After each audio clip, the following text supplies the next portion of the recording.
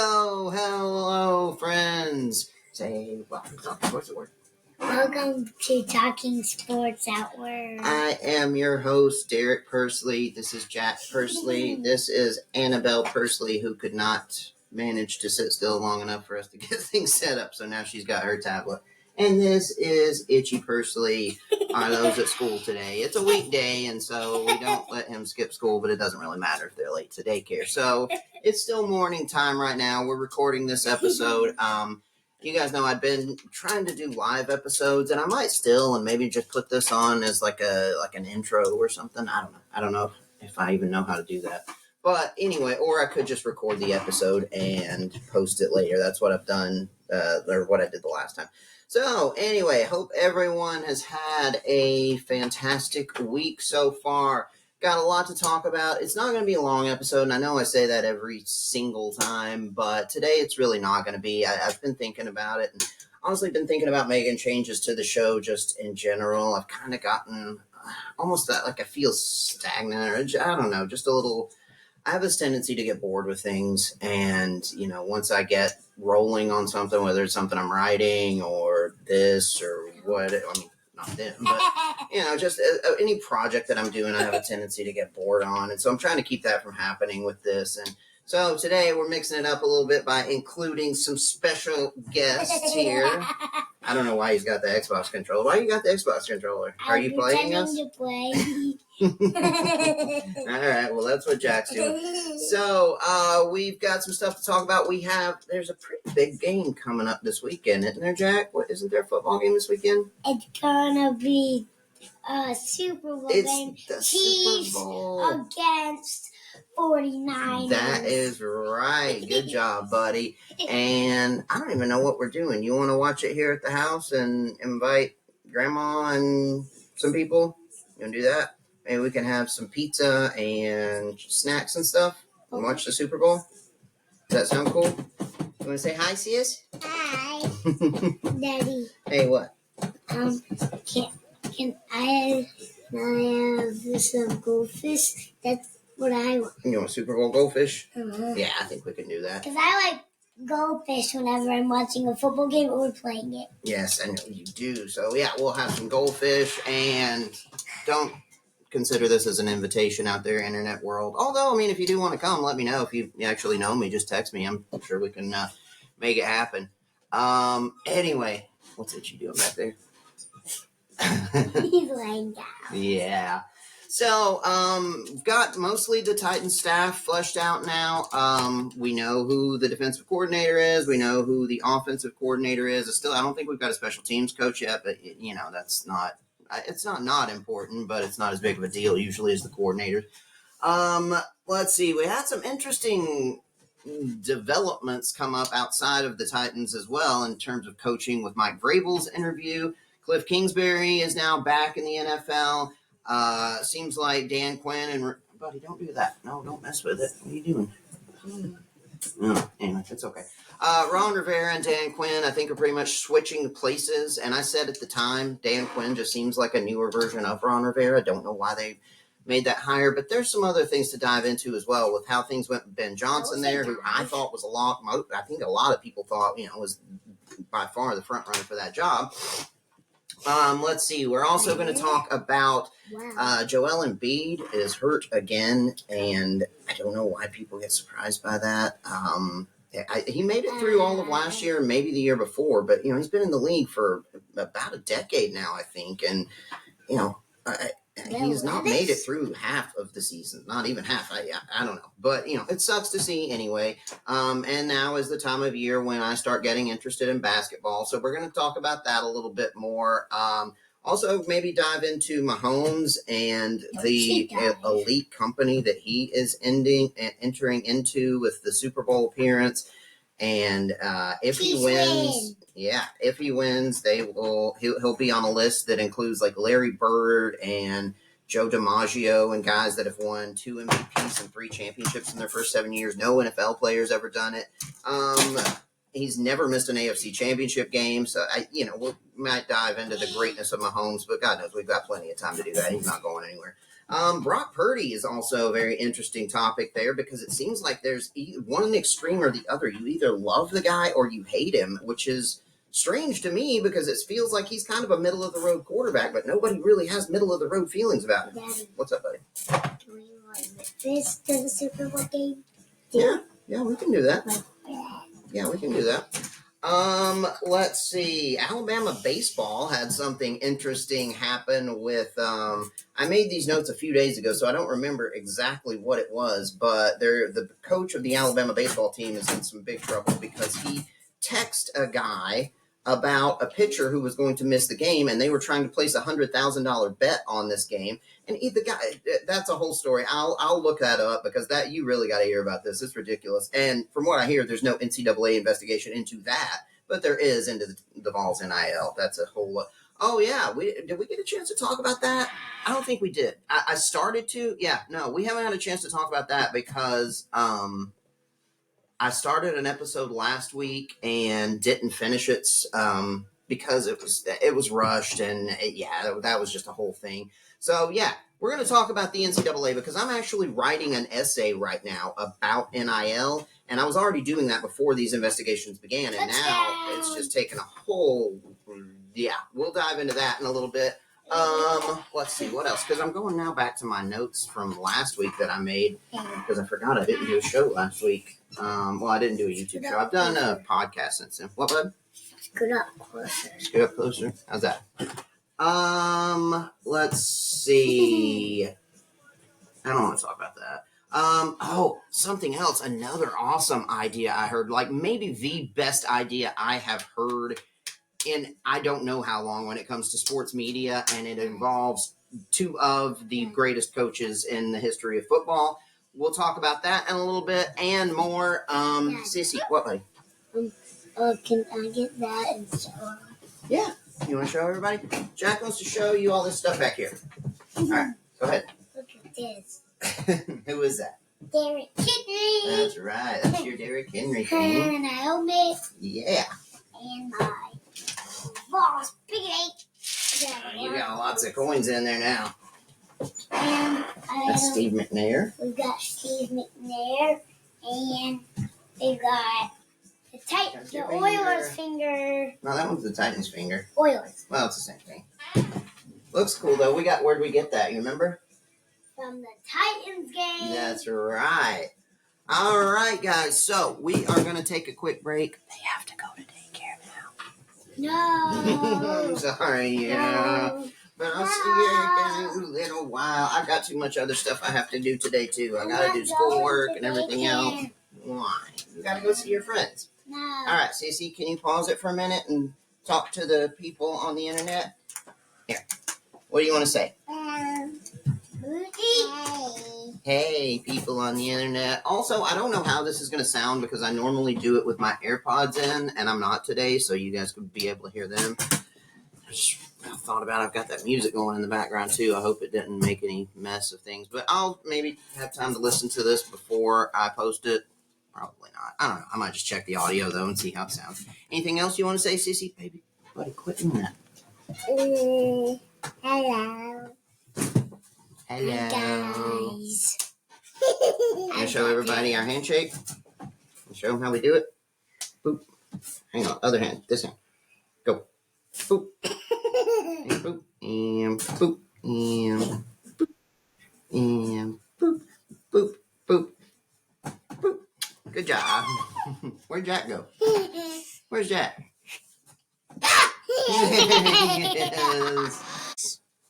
All right, so I'm going to have to edit that because I don't want Sissy showing you her boobs, so I'm going to have to figure out how to remove that part from the video. Anyway, no, Sissy, don't do that, baby. You can't do that. All right, say bye, everybody. Bye-bye. All right, figure out how to edit that somehow. What is you? All right, love you guys. Here, you want to push the button? Somebody's calling. Which button is it? Which button is it? Just click it on there. All right. Hello again, friends, and welcome back to Talking Sports at Work. That reminds me, I got to come up with a new thing. Hello, friends. That's Brad Nessler's thing. And I'm sure I probably knew it subconsciously and maybe just, ripped him off. And since he and I are obviously on the same level when it comes to sports media personalities, I got to come up with my own new thing. Excuse me. I don't know. I'm open to suggestions. I used to say hello, internet people, whenever I did videos back when I used to do Instagram live stuff back. I haven't thought about that one. I don't know. Hello, America, or hey, everybody. I don't know. Anybody's got any good ideas? I'm up for suggestions. Maybe we'll do a poll or something. Anyway, also, I know that looks trashy as all hell with the Vols blanket up over the curtains, but it's just, I mean, you see how bright it is even with that blanket there. It was impossible without it. So that's at least making it better. I got to get some blackout curtains up there, I think. Anyway, I hope everyone enjoyed this morning's guest visit with the kids. I'm going to try to start doing that more, I think, and maybe just incorporate them into the show more in general because, I mean, they're fun. They're more fun than I am. So I figure they'll probably be more fun to watch than I am. Excuse me. So we're going to do just a kind of quick show, I think, today. I'm going to add this video to the other one. And that's something else. I've spent hours today just learning about new video software and streaming software and watching tutorials and reading about them. And I am still just overwhelmed. Like, there's way too much to it. And so at this point, I'm still using Riverside, which you can probably see. I think there's a watermark up there.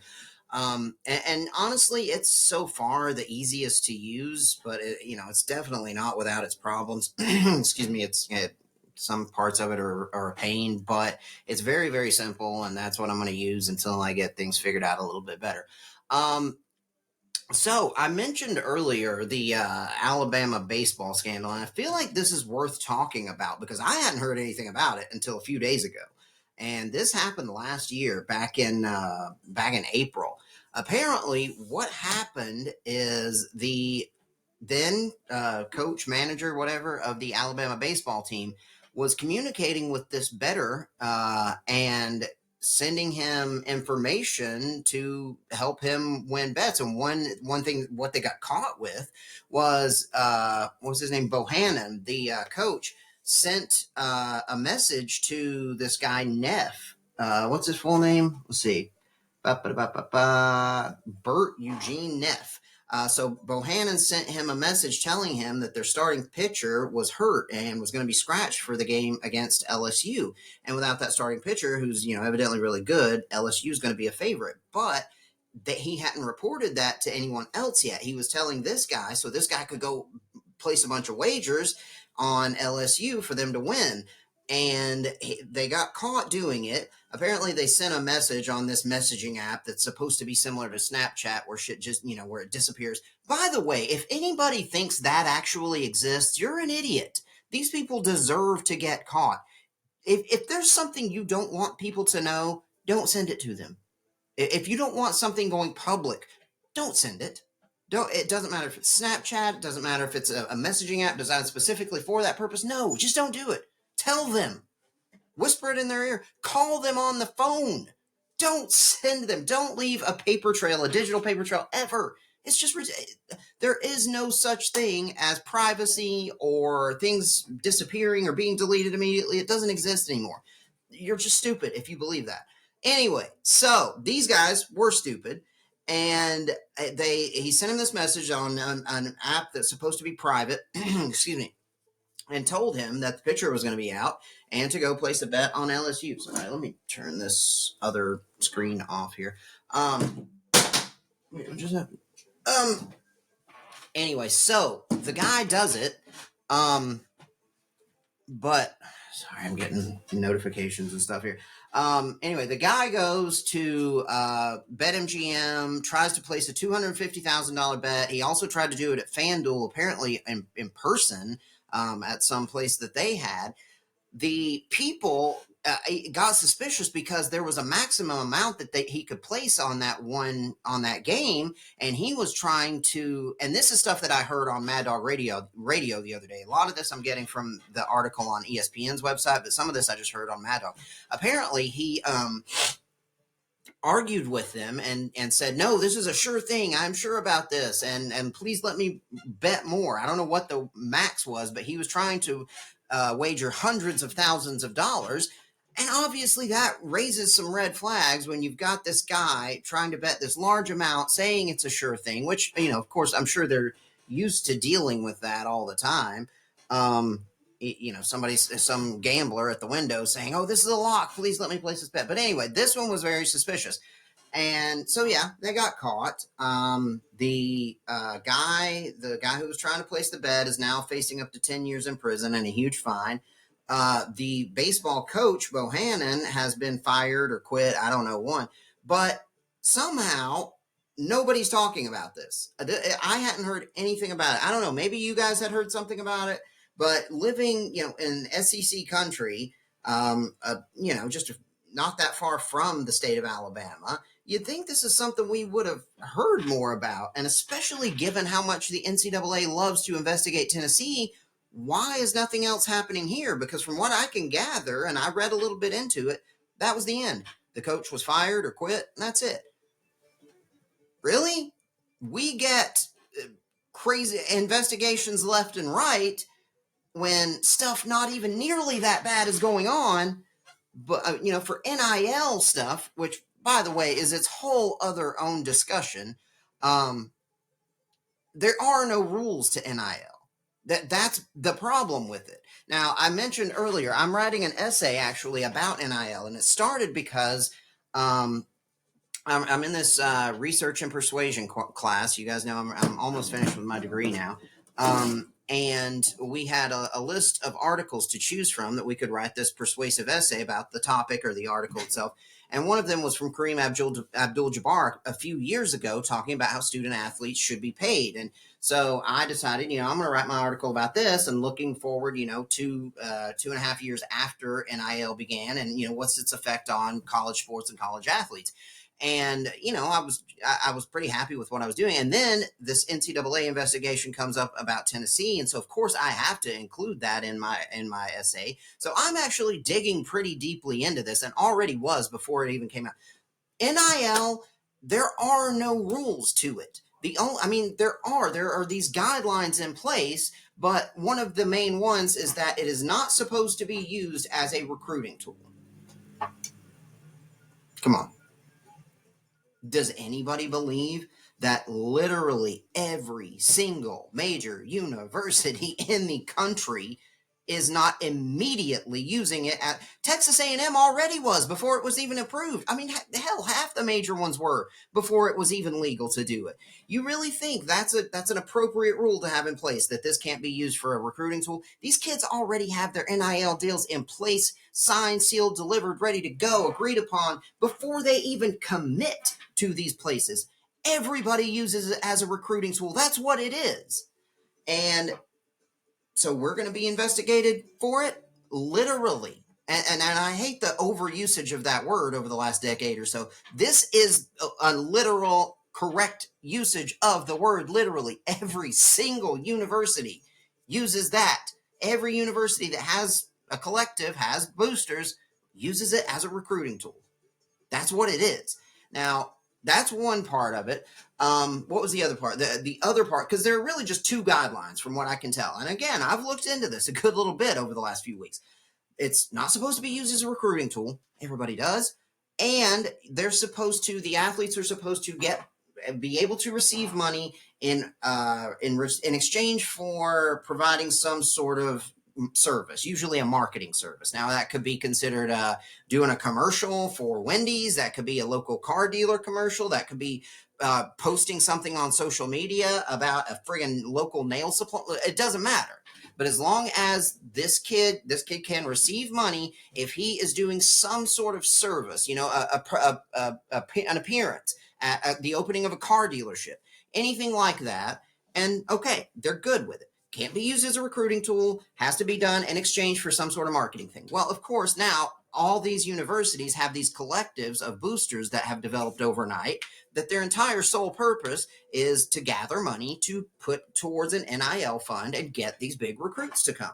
Everybody did that immediately. Most of them already had it in place. So But the other problem is, in addition to the fact that the guidelines are so ridiculously vague and just ambiguous, the problem is the NCAA is in no position to enforce any of this shit anyway. They don't have any power anymore. The NCAA is almost impotent at this point when it comes to football and basketball. Now, they may still have some say in, women's gymnastics or something, but when it comes to college football, where the real power now is in the conferences and the media, the ESPN and the media people. Those are actually the respected authorities in this stuff now. It's not the NCAA. So you've got this organization that has accepted this new system in place, has put almost no real rules in place, only some guidelines that they knew no one would follow and that are very open to interpretation anyway. And then this same organization now wants to go and investigate Florida State, and Tennessee for breaking these completely vague and impossible guidelines that literally everyone is breaking. That's ridiculous. And nobody respects the NCAA enough. I mean, you saw how Michigan fought back when they were actually cheating. They were cheating. They were gathering information. They had a guy dressing up like friggin' a spy and playing James Bond, dressing up like in a disguise to go on other teams' sidelines and gather information. That's cheating. What happened to Michigan? They just won the national championship this year. Nobody cares what the NCAA says anymore. They have no authority. They have no power. They have no respectability. No, that's it. So why they would want to, instead of, putting together a committee to try to round out these rules and actually set down some real achievable guidelines and a system in place for enforcing them, they just want to go and start investigating these universities for breaking the guidelines that don't even really exist in the first place. I mean, it's nuts. Not to mention the fact that state laws on this stuff are different from one state to the next. It's the Wild West. It's chaos. And the fact that the NCAA is now going to go and investigate, it's just crazy to me. And it's crazy to everybody. And you saw the Tennessee Attorney General, the Virginia Attorney General have both already filed lawsuits against the NCAA because of this stuff. I'm glad to see the entirety of the state of Tennessee standing up and saying, no, F you, we're not putting up with this. The Tennessee Attorney General, the university president, everybody, other lawmakers from Tennessee saying, no, we're not having it. This is ridiculous. And I'm very glad to see that. And that's similar to how Michigan stood behind their university whenever the NCAA tried to go after them. Now, that investigation's still ongoing, and the NCAA may conclude it at some point and say, oh, we're going to vacate those wins, and we're going to make them give back the national championship. Who cares? We know what happened. Everybody knows who won the national championship this year. Just like everybody knows Reggie Bush won the Heisman a few years ago, or, it's been a while ago now. Just like everybody knows, Tennessee's win-loss record during Jeremy Pruitt era.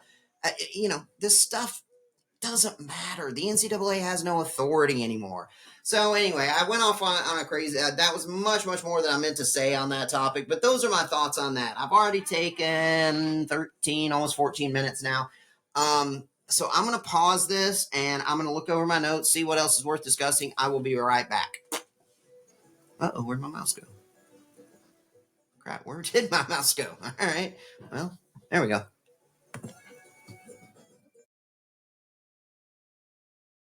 All right, hey again, everyone. So, excuse me, got a few more things just quickly to touch on. First of all, I'm very happy with the way the Titans staff is rounding out.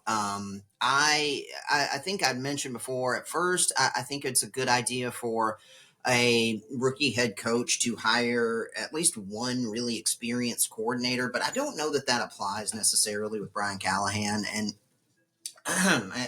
that's not just fan talk. That's not just me justifying what he's done. I really do like the hires that he's made because I don't think fits the usual mold of a rookie head coach. I mean, he was born for this. His father was a head coach, and this is one of the examples where I guess I'm okay with the rampant nepotism in the league because it favors my Titans.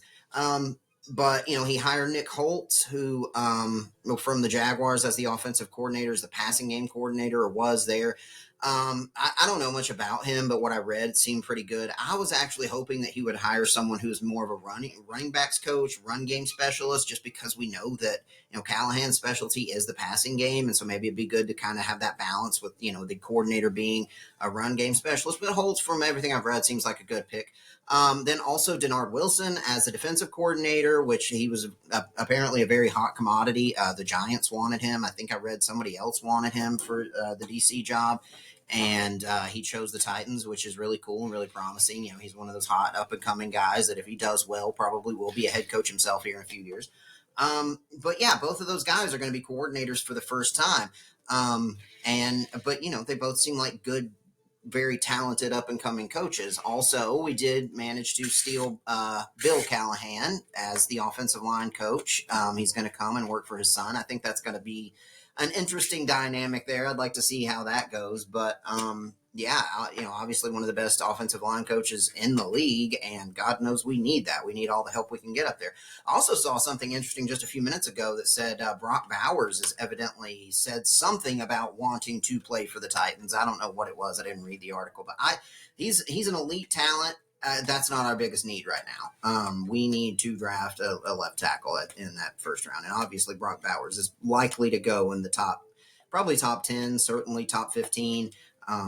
Excuse me, but our priority has to be Joe Alt there, I think. Fashion, been falling down all the mock drafts that I've read. A lot of people have him falling out of the top 10. And, whereas everything I had seen and read up until the last couple of weeks, he was, a top 5 talent, top 3 talent in this draft.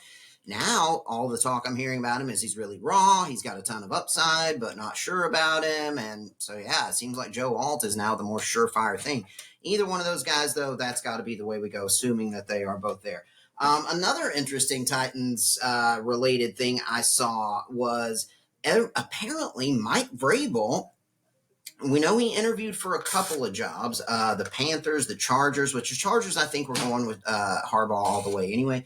But the Panthers, and it seems like there was at least one more. And apparently, I think it was Diana Rossini was talking to an NFL GM at the Senior Bowl or somewhere who told her that his physical presence, Mike Vrabel's just imposing physical linebacker presence, was kind of an intimidating thing for front office guys and might be one of the reasons why he didn't get hired this cycle. And I just thought that was hilarious and, kind of ridiculous. But I mean, I guess you got to think about it. It's a similar thing why I think Bill Belichick didn't get hired. These front office guys were intimidated by, the majesty of Bill Belichick, and they knew that, all of their authority is going to be superseded by him as soon as he walks in the door. And so, that's what happened with the Falcons. Arthur Blank wanted him, but the front office guys didn't want to give up all the authority that they knew they would have to. And so it's a similar thing. They were intimidated by Bill Belichick. They were apparently also intimidated by Mike Vrabel. So that's a very interesting thing, I think. One other topic on that note, Cliff Kingsbury is now going to be the offensive coordinator in Washington. Well, actually, there were a couple things I want to talk about with Washington real quick because I was listening to Mad Dog Radio the other day when this was announced, and they were just bashing the living hell out of Cliff Kingsbury. And, and they said, what's the most memorable image of his time in Arizona? And I said it out loud. The same thing that they were thinking is apparently the same thing. It was that image of him during the draft. I guess it was the COVID draft. In his ridiculous mansion, just looking like the coolest person who has ever lived in this super living room in Arizona with this amazing just wall of glass and window looking out this amazing view, and you could see his pool, and he's sitting there with his feet up. If you haven't seen that image, just Google Cliff Kingsbury at home or something like that. And yeah, that is the lasting image. That's the one thing you remember. It wasn't anything he actually did on the field. And, they were saying, if anything, Kyler Murray was no better for having him. And his real only achievement is being connected to these great quarterbacks like Patrick Mahomes and Kyler, and they didn't mention it, but Johnny Manziel. And the fact that he really hasn't done too much to, help, or he hasn't been really successful as a coach. So I don't know. I thought it was interesting. I think it's an interesting hire. We'll see how it goes. He's at least got some talent, but they were basically saying that he's similar to what Adam Gase used to be, just this guy who's going to continue to get opportunities, even though he's never done anything worth note. Anyway, also on Washington, I still don't know what happened with Ben Johnson. Everybody seemed to think, including myself, that was the direction that was headed. But now, over the last week or so, we've heard there were two factors, maybe. It was either one or the other or both. Either he didn't interview very well, or his asking price was so high that it spooked other teams. Now, I read an even further sort of theory into that, which is that maybe some NFL executive put that out there, that his asking price was too high, to scare away others because they wanted him. So I don't know, but and then I've also heard the theory that maybe that was complete bullshit anyway, and it was just put out there to sort of cover up the fact that he really didn't interview well. I don't know, but whatever the case is, they didn't hire Ben Johnson. It looks like Ron Rivera and Dan Quinn are just going to switch jobs. Rivera's interviewing for the Cowboys DC job, and I said at the time, it's like, why even fire Ron Rivera if you're just going to hire? Like, Dan Quinn just seems like a younger version, or like a slightly newer version of Ron Rivera. That doesn't make any sense to me. I don't know, man, but they've got some options there. I was also listening to some stuff this morning and saw something about it earlier about them possibly wanting to trade up and get Caleb Williams. I don't know. I don't think that would be a great idea because of all they would have to give up to do it, even if it's a possibility, which if the Bears want Williams, they're not going to do it anyway. I don't know that there's anything that Washington could give the Bears to make it worth it if they want to draft Caleb Williams. But, I don't see Caleb Williams as being a can't miss type guy. I see him as being good, but I don't think there's that big of a gap between him and Drake May. I do think that there is a little drop off after those two. I know everybody's considering Jaden Daniels as being up there now. I don't really.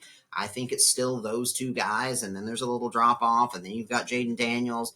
And I think Michael Penix is going to be a good quarterback. I don't think Bo Nix is going to be. But, anyway, there are some options out there. We're also hearing that I heard one thing that sounded good was Russell Wilson maybe going to the Steelers, and they basically get him for free because the Broncos are going to be paying a shitload of money to Russell Wilson still for a little while. And anything that they give would actually go to the Broncos to offset that. It's weird. But I think that would be a good match. And, Arthur Smith has been good with a guy like that and Ryan Tannehill and sort of helping him revamp and rejuvenate his career. So I like that. And then also, I heard the talk about Fields to Atlanta, maybe. And obviously all this stuff that we hear, it's going to be completely different in a couple of months when the draft actually gets here. But that's all what the talk is right now. And we've got to fill, they have to fill their TV time. I like talking about off-season stuff. So yeah, then let's see, got 9 minutes here. I'm going to pause really quickly, talk about maybe one or two more things. Oh, really quickly, I was going to do Super Bowl stuff, but I'm going to save that. I'm actually going to do a Super Bowl betting bonus issue. I'm going to look through some of the what the player props are and stuff and what sort of specials are out there. And I'm going to do a special episode here sometime within the next couple of days. It's going to be like a Super Bowl betting issue or a Super Bowl betting episode. And it's worth listening to. I mean, again, don't just take my word because I don't always win, but I usually do. I'm pretty good with this stuff. So anyway, I'm going to pause and I'll be right back. All right. Hello, interwebs, back again. So I think I've already gone over 30 minutes and I'm trying to keep this kind of light. So I think I'm just going to do a quick sort of topic lightning round. Still got a few things left on the list. So we will go through those really quickly and then we'll probably try to start wrapping things up. First of all, Joel Embiid is hurt again. That sucks. I'll know more about. I haven't paid much attention to basketball. I never do until February. So now is the time of year when I start getting into things. The Clippers now look like they might be a real threat again. The Lakers are up and down, and who knows if they can actually still last and make it to the playoffs with any sort of energy and health left. the Grizzlies are totally out of the equation this year. And those are, my two teams are the Lakers and the Grizzlies. The Chiefs, this is something that I keep trying to talk about, but I always sort of run out of time or never prioritize it. The Chiefs as villains, it doesn't work. And everybody now wants to compare them to the Patriots dynasty, which in terms of success, that's a good comparison. They are that good. I mean, they've made it now to, I think, 6 straight AFC Championship games. Mahomes has never not played in the AFC Championship game since he's been the starter. They're possibly going to now win their 3rd Super Bowl, but they're just so different. Mahomes is just so much more likable and relatable and seems, just cooler and just like a good dude more than Tom Brady, who doesn't seem like a bad person, but Brady was just always this golden god of a human being who just seemed like he was above everyone else. He was so beautiful. He was so talented. His life was so perfect. He's married to this supermodel. Whereas Mahomes just seems, he's super rich and successful now, but he also just seems really cool and likable. And same thing with Andy Reid. Andy Reid is like completely different end of the spectrum. Could you ever imagine Bill Belichick doing a State Farm commercial where he's trying to steal Patrick's Nuggies or Tom Brady's Nuggets? I mean, it's just, I've always loved Andy Reid personally, so maybe I'm a little bit biased on that, but it just seems like he's so totally different. How could you not like Andy Reid? So they just don't fit the bill as villains. I see why people are kind of sick of them and want to see something new, but I just don't think you can paint them in that same way as we used to paint the Patriots, who really did fit the villain role pretty well. I heard another good comparison was they were more like the Golden State Warriors when they were, having their dynasty, because everybody loved Steph and they were more likable and whatever. I was never a Warriors fan, although you can't not like Steph.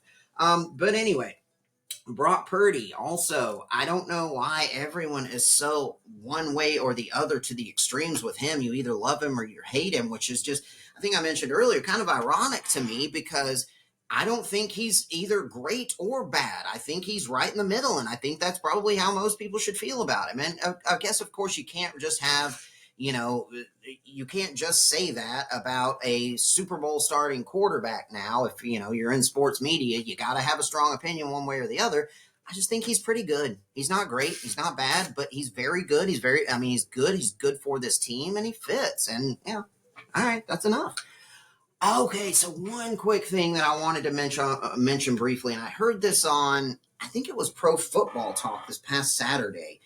The best idea I have heard in a very, very long time is Nick Saban and Bill Belichick, since neither of them are going to be coaching this year, doing sort of what the Mannings are doing on ESPN with their Manning cast. Have, because the Mannings don't do that every week. You could even do it on ESPN and do it like alternate the weeks.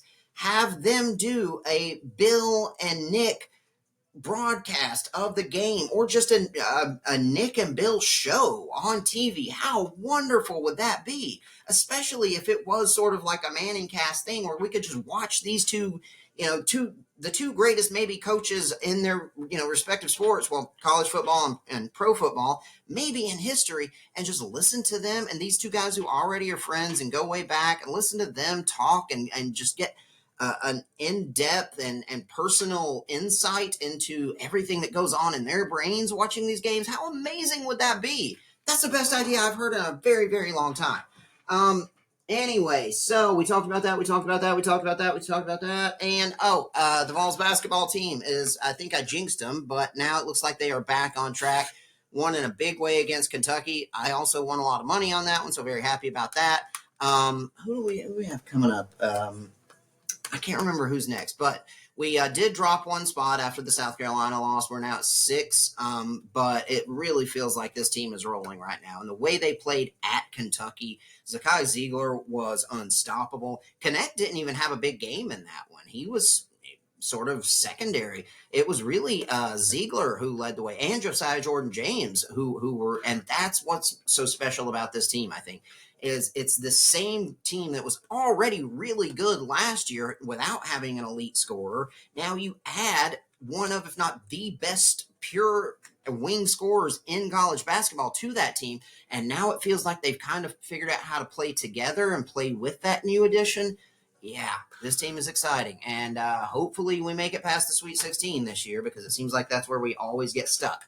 Anyway, so I think that's pretty much all I wanted to talk about today. I want to thank everyone for listening in. Again, we're going to try to make some changes to the show. I'm still learning. I'm still figuring out how to do this. I don't have cool graphics yet. I don't have anything interesting popping up. I've just got a sleeping ass dog over here and me rambling. But I am going to incorporate the kids more. I might try to do it maybe in different places. Maybe try to do Talking Sports at Work on the go. I don't know. But we'll figure it out. I'm going to try to mix it up. And I try, and it's not even just necessarily about making it more interesting. I mean, that is a huge deal, but it's also, keeping my own interest because I mentioned how I have this tendency to sort of like just lose interest in things and give up once I get going on it. And I don't want to do that with this. I really want to stick to this. And so, with that being said, tell your friends about it. Send the link, share the link, like it, subscribe, do all that stuff because if I have more people listening, then I'll have more accountability and I'll feel like I can't quit doing it. So, anyway, I love you guys. Thank you for listening. I'll talk to you again soon.